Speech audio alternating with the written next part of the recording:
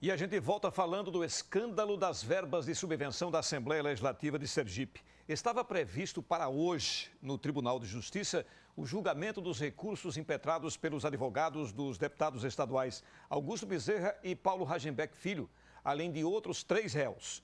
Porém, mais uma vez, houve pedido de vistas e o julgamento foi adiado.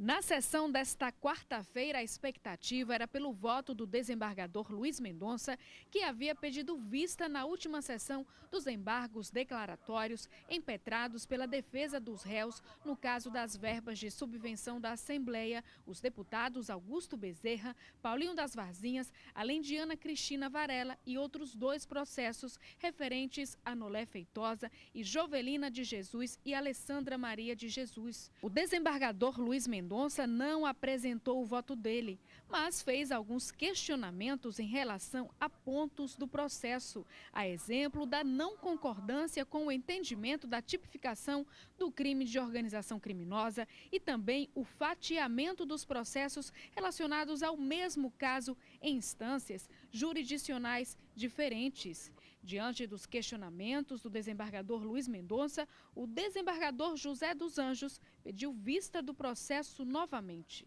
Pediu vista ao desembargador José dos Anjos com consignação de retorno para a continuidade de julgamento na próxima quarta-feira, dia 21 de novembro. O advogado de defesa dos deputados Augusto Bezerra e Paulinho das Varzinhas explicou que, embora o desembargador Luiz Mendonça não tenha apresentado o voto dele, demonstrou nos questionamentos acolhimento à tese da defesa. Parte do processo está no STJ com a conselheira Suzana, parte ficou aqui, por que razão não subiu, por que o Ministério Público dividiu.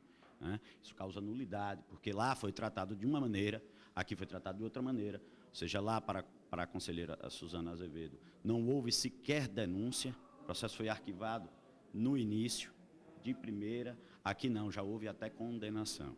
Então, assim, mesma questão, todos os 3, inclusive, a Suzana, foram acusados, né, pelo mesmo delator, Nolé, investiram dinheiro na mesma associação Amanova, portanto, deveriam ter sido investigados juntos e julgados juntos, e não com 2 pesos e 2 medidas.